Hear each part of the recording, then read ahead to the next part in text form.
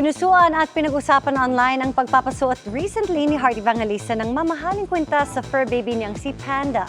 Pero ang ilang netizen humirit kung may pinapatamaan ba si Heart. Makichika kay Nelson Canlas. Ang post na ito ni Heart Evangelista kung saan ang kanyang fur baby na si Panda, pinasuot niya ng isang necklace na milyon-milyon ang halaga. Umani man ito ng daan-daang libong likes, naging controversial pa rin para sa marami. I'm a very candid person, so I'm very transparent. And honestly, I love my dogs. Anak ko yun eh.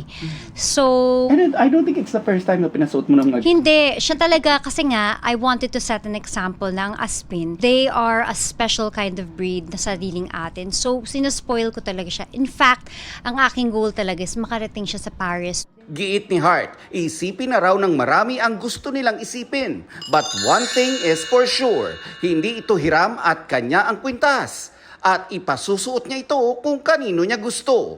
Pero syempre may mga nagko-comment, may pinapatamaan ba si Heart? Well, the necklace has been mine since when pandemic times. So I honestly don't see anything. I feel like more than anything, it should be an inspiration that, you should treat the people around you the same. They deserve the best.